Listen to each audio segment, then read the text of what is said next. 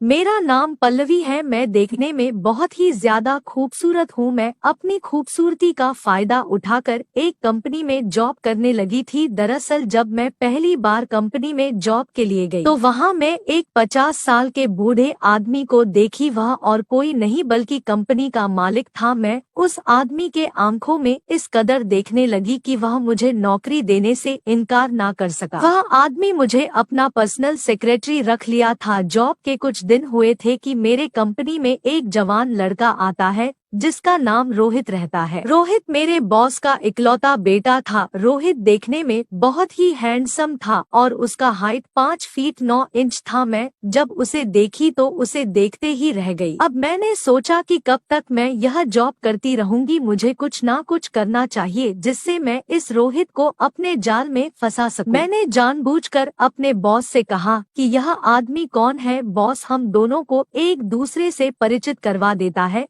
उसके बाद मैं रोहित से हर दिन कोई ना कोई बहाने से बात करने के लिए उसके सामने आ जाया करती थी। मैं जानबूझकर रोहित के सामने ऐसी कपड़े पहनकर आती थी ताकि रोहित मुझे देखकर मेरे तरफ आकर्षित हो जाए और ऐसा ही हुआ। रोहित मुझे पसंद करने लगा। एक दिन वह मुझे पार्क में अपने प्यार का इजहार कर दिया। मैंने भी उससे कहा कि मैं भी तुमसे प्यार करती हूँ, लेकिन मुझे डर है कि तुम्हारे पिताजी हम दोनों को एक नहीं होने देंगे। इस पर रोहित कहता है, यह तो मैं जानता हूँ कि मेरे पिताजी तुम्हें अपनी बहू नहीं बनाएंगे, तो फिर क्या किया जाए तुम ही बताओ। मैं अपने दिमाग का इस्तेमाल करके रोहित को उसके पिता के प्रति भड़का देती हूँ। मैं रोहित से कहती हूँ कि पिताजी से उनके पूरी प्रॉपर्टी पर सिग्नेचर करवा लिया जाए तो वह चाह कर भी हम लोगों को अपने घर से निकाल नहीं पाएंगे। रोहित को यह आइडिया बहुत ही अच्छा लगा क्योंकि वह मेरे प्यार में पूरी तरह से दीवाना हो चुका था।